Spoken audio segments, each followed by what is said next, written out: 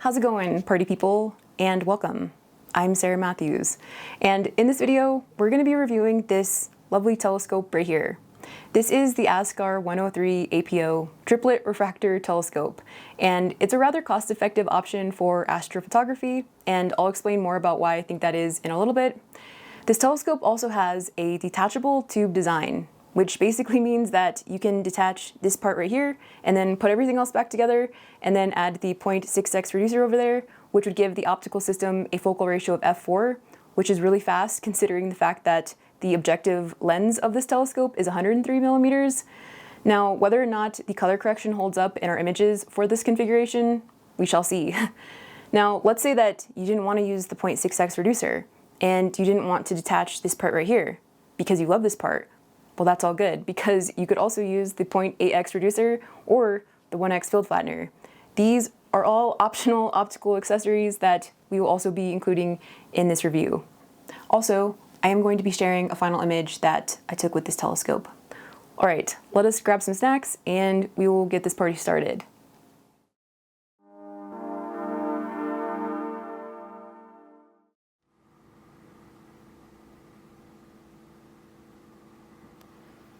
A quick disclosure before we begin, Sharpstar Optics, the creators of the Askar 103, did send me this to test and review, but as always, they have zero say over the content of this video.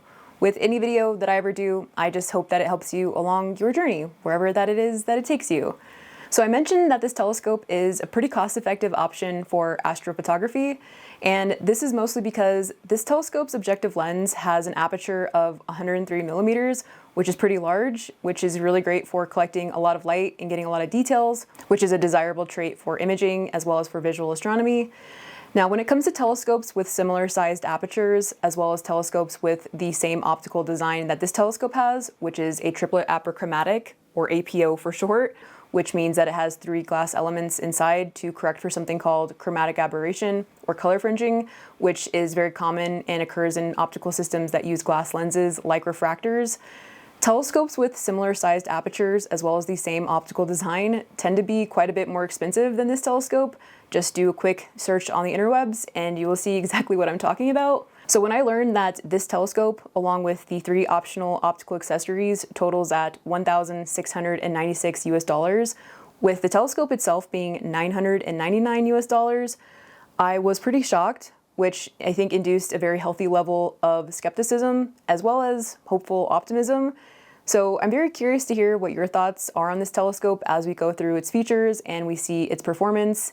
And I'm curious to hear what your thoughts are on the optional optical accessories as well, since you would need at least one of them to image with this telescope because you do need something to correct the field of view. You wouldn't have to purchase all 3 since they are separate, but yeah, one of them would allow you to image with this telescope, which means that the 0.8x and 0.6x reducers are also reducer flatteners, so they are correctors, so they flatten out the field of view just like the 1x flattener does. Needing an optical accessory to flatten out the field of view like a flattener or reducer flattener is pretty common when it comes to triplet refractors, unless you are using a Petzval design that has a corrector built into it. Now, if you were to use the 1x flattener, that wouldn't change your field of view at all, so you would be using the telescope's native focal length of 700 millimeters at the native focal ratio of f6.8. So this would be a really nice configuration for getting these deeper field views of emission nebulae and reflection nebulae, as well as planetary nebulae that are pretty small, as well as for smaller galaxies. And you could also image the moon with this as well. Now, if you wanted a wider field of view a little bit and you wanted to collect light more quickly, you could use the 0.8x reducer, which would give you a focal length of 560 millimeters with a focal ratio of f5.4. Now, that's going to be great for getting your more medium-sized emission and reflection nebulae, as well as your medium-sized galaxies. Now, if you wanted a much wider field of view, then you could use the 0.6x reducer by detaching this part here, as I mentioned before, which would give you a focal length of 420 millimeters and a focal ratio of f4, which is wild for this size of aperture. So yeah, if you also wanted to use this telescope for visual astronomy, you totally could, and I will share what those configurations are a little later. So that's kind of the high-level overview of this telescope and the optical accessories. So let's get into some more of the hardier details.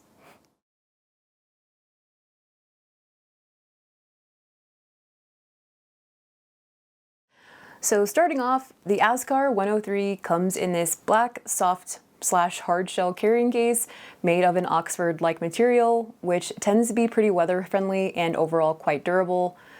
On both sides of the case, we have black metal D-rings to connect a shoulder strap for casual accessorizing, which comes included. If you're more into the serious business professional look in and out of the office, then the conveniently located cushioned black handle will bring a familiar briefcase-esque vibe to your ensemble. To close and open the case, we have two zippers that go almost all the way around to the bottom. Alas, the inside. Both top and bottom areas are lined with black, thick, high-density foam material, which is really nice and feels very durable. There's definitely no space for additional accessories like a motorized focuser or EAF if you planned on adding one to the scope, which is something to consider when it comes to storing and traveling with the scope. Now I'll show you the optical accessories that you can use with this scope. Starting with the 1X flattener, it comes in this matte black box with inscriptions here and the outline of the field flattener as well. We have a manual on how to use it with the telescope, and we have some gray foam, which is a bit different and less dense than the foam that we found in the telescope's case, but it is still nice. Inside of this little bag, we have the 1X flattener, and here it is. We will go over it in more detail later on. Now let's talk about the 0.8X reducer. It comes in a similar box as the 1X flattener and the 0.6X reducer. As we can see, we also have a manual as well, and if we take the 0.8X reducer out of the bag, here it is. Now for the final accessory, the 0.6X reducer, it comes in the same type of box, and it also comes with a manual as well, which is pretty helpful. And here it is. It's pretty chunky. For storage and travel, you could use these boxes, or you could opt for a camera bag with adjustable Velcro components, just as one idea. All right, let's take a look at the features and specs of the scope and the accessories a bit more.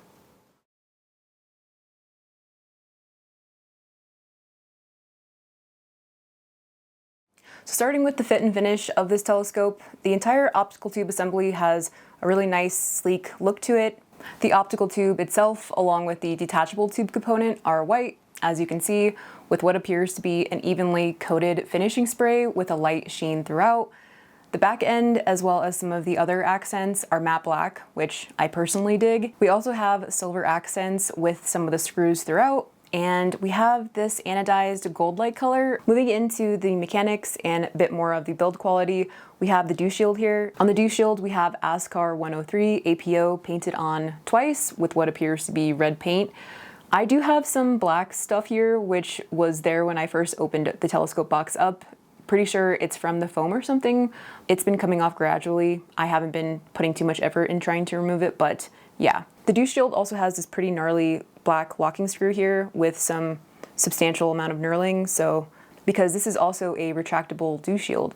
So when the dew shield is retracted fully like this, with the extension tube attached to the rest of the optical tube and the visual back adapters on, the length of the OTA is 600 millimeters or 23.6 inches.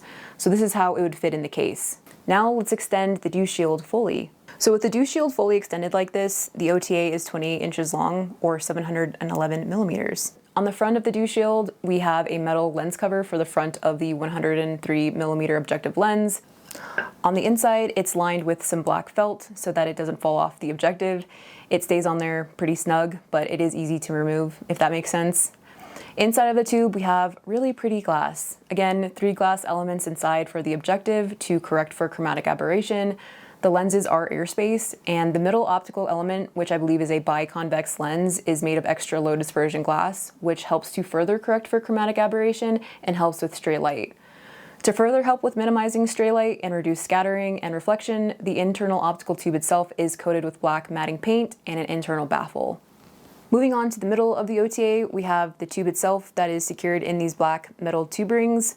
The tube rings can be opened and closed with these 2 locking screws. They're very easy to use and do eliminate the need for another tool like an Allen wrench when needing to make adjustments to the placement of the tube within the rings. However, the downside with these locking screws and just overall this clamshell-like design is that everything has to be very secured from the locking screws to the joints on the other side. They don't really have a very substantially large bolt on either of the tube rings, which is kind of scary, so just make sure that everything is secured. Inside of the top of the rings, they are lined with soft black felt, and on the bottom of the rings, we have some anti-slip grip lining to keep everything in place a little bit more easily. At the top of the rings, we have 2 holes on each that are currently occupied by screws to keep the multifunctional bar here in place. You can use the anodized bar as a handle to carry the scope. And the Cinta style design of the bar, as well as the 9 screw holes along the side here, and the 2 screws allow you to add and secure different types of accessories, like a mounting bracket or bar for a guide scope and guide camera, or finder scope, or mini PC, or other miscellaneous accessories of your choice. The holes themselves appear to be pretty well machined, especially for the cost of this telescope. The bar has 2 inlets in case you wanted to bring the tube rings closer together or mount them on something else. All right, moving down a bit, as you may have noticed, the tube rings themselves have some height to them, which does give the OTA some nice breathing room away from the dovetail and possibly the mount. This is really nice if you plan to use an electronic autofocuser or if you want to use larger accessories in your imaging train and are worried about it hitting anything. The tube rings themselves are attached to the anodized Vixen style dovetail bar. Mine came with a few blemishes on the side here, but overall the anodized material has held up pretty well without a ton of scratches from mounting it on the dovetail bar of the mount. The dovetail itself is 290 millimeters long. The longer length of the dovetail is nice for getting the right balance for your imaging train pretty easily. So if you did want to move the tube rings and the entire OTA up or down the bar, you could totally do that. At the top and bottom of the dovetail, we have holes for additional screws or stopping bolts so that when the dovetail is fastened to the dovetail plate of the mount, it won't move beyond that stopping point, if you will. So if you do have fear of the dovetail plate slipping at all, you can install one of those stoppers. Alrighty, moving on to the focuser here. As noted before, the outside of the focuser is matte black, which I think gives the OTA an additional bit of sleekness. At the top, we have 2 matching finder bases for additional accessories like an ASAR or power box or finder scope. On either side of the finder shoes, they have 2 holes, 4 total, and come with 2 screws, similar inside to the ones that we saw on the multifunctional handlebar. You could easily remove the finder bases if you wanted to as well with an Allen wrench. Let's take a look at the focuser itself. So on the bottom, we have a tension screw. In my experience, it's held the focuser in place very securely. This is a dual speed focuser, so we have the coarse adjustment knobs here, and we have the fine adjustment knob here. This here is a 3.3-inch rack and pinion focuser, and it's quite robust in terms of how it feels and how it performs. And if you can see here, the gear teeth are cut at an angle, which really does help with minimizing backlash. Overall, the focuser is very responsive to fine adjustments and in differing temperatures. I obviously don't have a motorized focuser installed, but you could easily add one to this focuser. So aesthetically, the focuser tube itself is black with a bit of glossy finish to it. The entire focuser gives this telescope 100 millimeters of focus travel, which is nice, especially for visual astronomy. If you're not going to be using this telescope with a motorized focuser for imaging, or you're just going to be using this telescope for visual astronomy, I think the graduation marks here are helpful for referencing different focus points on the focuser for different imaging trains or different types of visual accessories. Over here we have some additional markings. These are for the 360-degree built-in camera rotator, so we have 360-degree markings all the way around.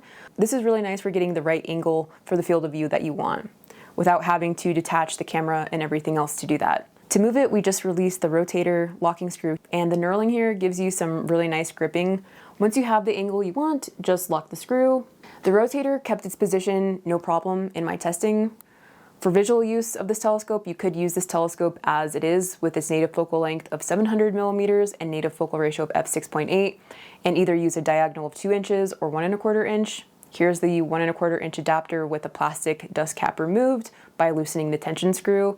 And then to remove the 1¼ inch adapter, to use this with the 2-inch adapter, you would loosen all 3 of the tension screws. I will touch on another way that you could use this telescope visually a little bit later. But altogether, like this, the telescope weighs 12.1 pounds or 5.45 kilograms. So as previously mentioned, if you want to use this telescope for imaging, you should use some sort of corrective element to correct the field of view and get a very flat field of view. You could either use the 1x field flattener, the 0.8x reducer, or the 0.6x reducer. The reducers are also flatteners. So if we wanted to use this telescope at its native focal length of 700 millimeters at its native focal ratio of f6.8, we would want to use the 1x field flattener. The 1x flattener here has a matching fit and finish as the outer shell of the focuser, so it's a very nice matte black. We have some engravings here in 2 places. It's painted in red here on mine, but it should be orange in the final production units. Both read 1x flattener for 103 APO. We have some ridges at the top of the flattener here, along with the edges on the metal dust caps on both sides. So as you can see here, there is some glossy looking residue in there. Askar/Sharpstar Optics informed me that this wouldn't be here in the production versions. Optical design wise, this is a triplet design. To attach to the telescope, we need to remove the entire visual back from the telescope's focuser. And on the focuser side of the flattener, we have M84 threads to pair with the inside of the focuser threads. For connecting this to a camera or other accessories, there are two sets of rear adapters, the first being M54 to accommodate full-frame camera sensors and large filters. So let's talk about back focus. From the base of the male thread, you would need 73 millimeters to your camera sensor to achieve the correct focus, which does give you some additional room for added accessories like an off-axis guider and filter wheel. Now, if you're using a camera with a smaller sensor like an APS-C or 1-inch square sensor like this ASI 533 MC Pro, then you could use the M48 adapter threads, no problem. You could also add a 2-inch filter here as well with threads, as it has M48 threads inside. It can be a bit tricky to get the filter in and out without fingerprints at times, so you could wear some gloves or just, be super careful not to get any smudges on your filters, as I would assume you're already doing. By that I mean you're being careful. Now, from the base of the M48 rear adapter, the back focus requirements to your camera sensor is 55 millimeters. But you may want to factor in 0.3 millimeters or so of additional back focus for any sort of filter that you use. It could be more or could be less, but it may just take some trial and error. The manual for the 1X flattener, as well as the manual that comes with the other two accessories, shows where to measure from for back focus and how much you need. So weight-wise, the 1X flattener weighs 0.58 kilograms or 1.28 pounds. Moving on to the 0.8X reducer/flattener, the 0.8X reducer has the same fit and finish as the 1X flattener, it's just a bit shorter. Similar markings at the base, except they are in orange and they read 0.8X reducer for 103 APO. We have the similar threaded metal dust caps for the front and rear. Just like the 1X flattener, the 0.8X reducer is also a triplet lens design.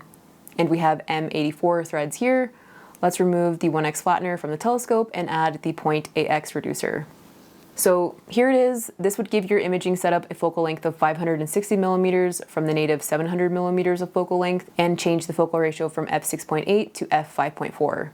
So much faster optical system. Again, this would be nice for framing up some mid to deeper field emission and reflection nebulae, and especially if you were, starved for time and you needed to image very quickly.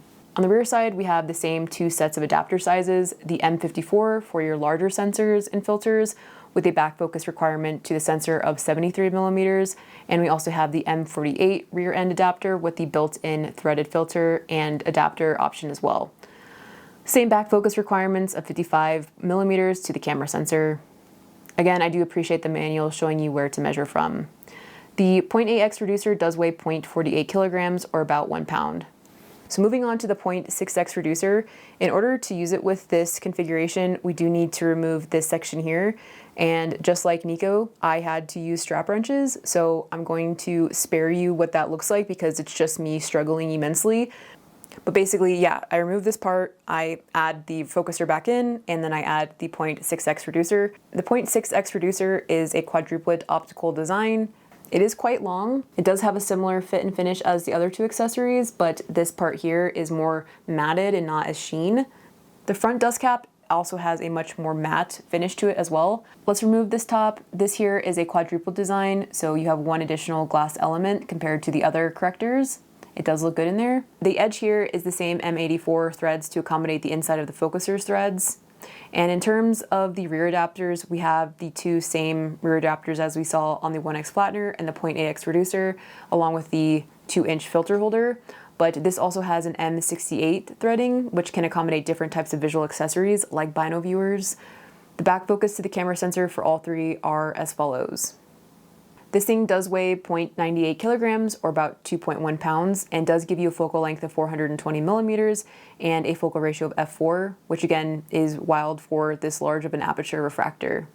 So I'm going to do something a little bit different. Instead of going through all the different pros and cons for the aesthetics, for the mechanics, for the user experience, I'm just going to go straight to the optics pros and cons because I kind of already went through all those other components throughout this video where I called out what I liked and what I didn't. So yeah, just trying to save a little bit of time.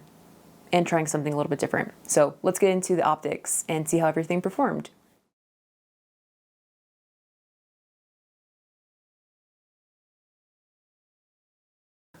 For testing the optics, I'm using the ZWO ASI 533 MC Pro, which is a one-shot color camera with a 1-inch square sensor with pixels that are 3.76 microns.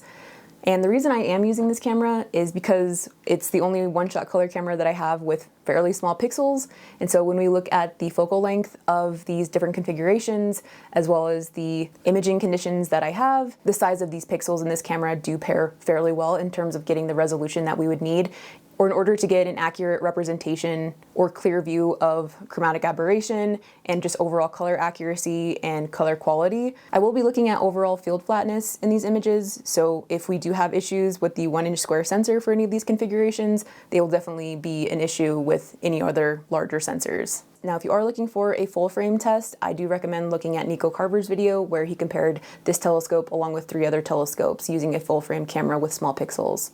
Lastly, I will be sharing a final image that I took using narrowband filters and a monochrome camera later on. All right, let's get into it. So I'm here in PixInsight, and my first imaging configuration is going to be the 103 APO with the 1x flattener. Again, the focal length is 700 millimeters with a focal ratio of f6.8. This image file here is of a single 45-second exposure with a gain of 100 and binning of 1. This has not been calibrated at all, but it has been debayered because it is a raw image, so we need to debayer in order to see the color with the one-shot color camera. And because it is raw, it is also in a linear state. That's why it's dark. So let's apply an unlinked auto stretch using the screen transfer function process. The target here is of a very large bright star called Mirfac, or Murfac. I definitely could be mispronouncing this, so I'm sorry if I've offended anyone. This star is located in the constellation of Perseus, which for this time of year and where I'm located, it's fairly high up in the sky, which is good. So at first glance, everything looks pretty decent. Let me just make this a bit bigger. So here we are. Please excuse the dust motes. Again, these are not calibrated with flats or anything, so that's why I have dust motes. So immediately after zooming in, we can see that there is some weird shapedness going on with the star here at the center. I'm pretty sure this is pinched optics, and I noticed this when I was performing the test. At least with a very bright star like this, it becomes very obvious. So I'm going to open up the aberration inspector so we can look for any sort of chromatic aberration and just kind of overall star quality.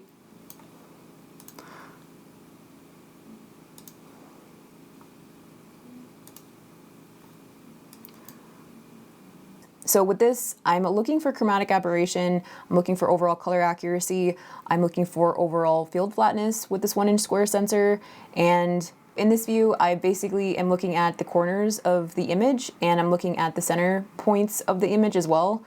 So let's just zoom in really quick. And what I'm looking for are signs of chromatic aberration throughout the entire image.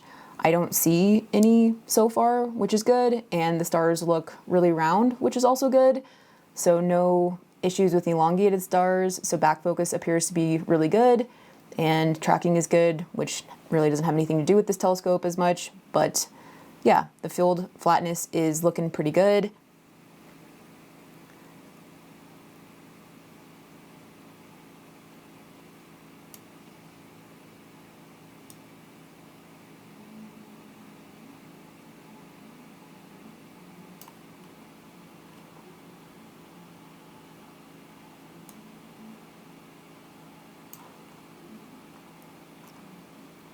Overall, no chromatic aberration is visible from this view, at least for me.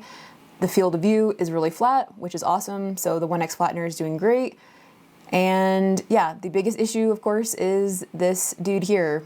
So let's move on to the 0.8x reducer.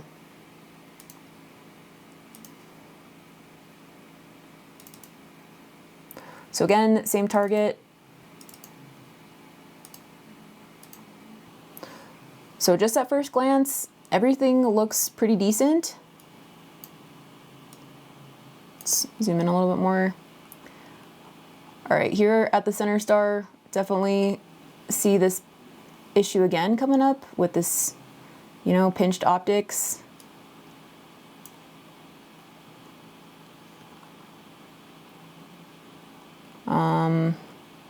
The field of view looks pretty flat as well. So let's look at the aberration inspector mosaic.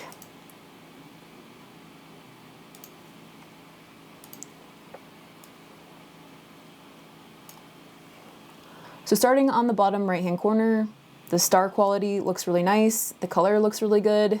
I don't see any immediate issues of chromatic aberration, and the star sizes and overall star shape look good as well.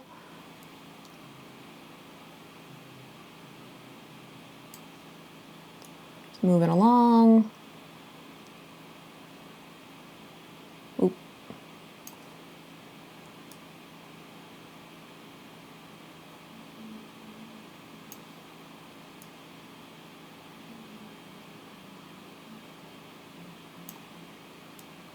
All right, so this big star in the middle, again, pinched optics, but everything still looks pretty good. So very flat field, which is great. No vignetting, which is awesome. And I wouldn't necessarily expect that with this configuration either, or any of them, since I'm using a really small camera sensor. And overall, I don't see much issue with chromatic aberration. So let's move on to the 0.6x reducer.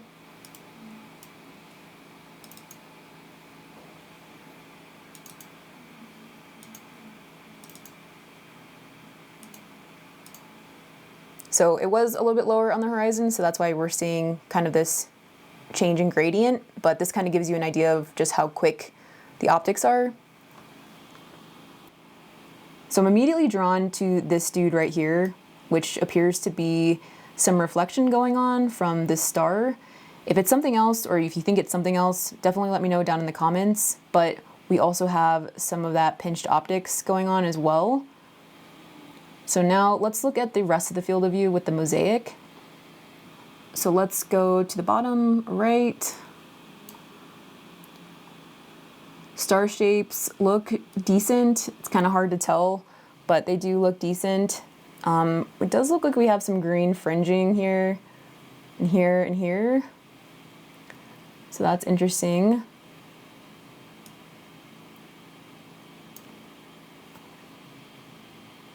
Yeah, definitely some fringing going on. It's not awful, but given that this is a 45-second exposure, I am sure it would become more obvious. So we have the green and the purple. Stars look a little bit elongated, but I might just be being a pedant about it.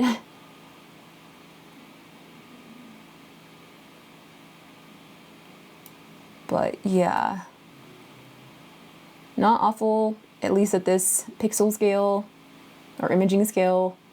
But yeah, definitely the fringing going on. Fringing. Fringing some more. Yeah, and if we look at the center, definitely some fringing as well. Overall, the field flatness was a bit worse off. And let me just check something to see.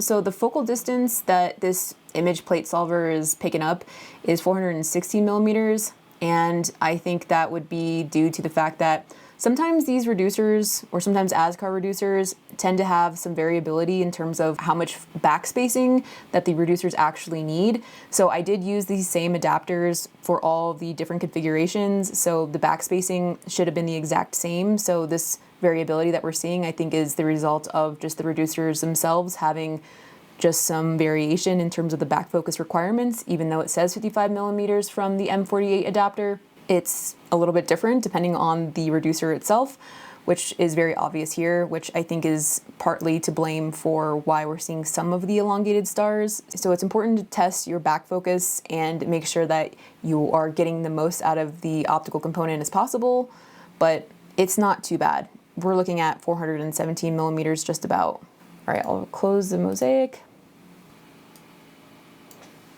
So overall, I would say that the 0.6x reducer definitely had some issues with the reflection going on with the bright star and the pinched optics, as well as some chromatic aberration and some of the elongated stars, which I think is due to just the variability of back focus requirements that some of their reducers do need. I would say that the point AX reducer and the flattener configurations worked really well, minus the pinched optics here. So again, like I said, with narrowband imaging and with other one-shot color imaging that I did that was not on a bright star, you wouldn't be able to necessarily notice the pinched optics, so that's something to consider. And my unit is also a pre-production unit, so that could also be a variable in this all. For the price point of this telescope alone, as well as just the optional optical accessories and their price points, I think this telescope is a great option, especially if you're looking for something with a little bit more reach, if you're looking for something that has the ability to be more modular with the 0.6x reducer. If the chromatic aberration of the 0.6x reducer configuration really bothers you, I highly recommend using something like Blur Exterminator with PixInsight, which I do recognize are additional costs, but that is something to consider. Overall, a nice telescope for the price. So now I'm going to show you a final image that I took with this telescope with the 1x field flattener. So here is my final image right here. It is of M27, the Dumbbell Nebula. I was imaging this for quite a long time last fall, and I'm pretty happy about this. I think we were able to pull out a lot of detail, but I will be sharing my 3 master light files right here with my patrons over on Patreon for you to process on your own. So if you would like to check that out, I will link that down below. So overall, I'm super happy with this telescope, and I think it's a great budget choice. All right, everyone, thank you so much for watching if you made it all the way to this point, and I will see you, or I will kind of see you in the next video. Okay, thanks guys.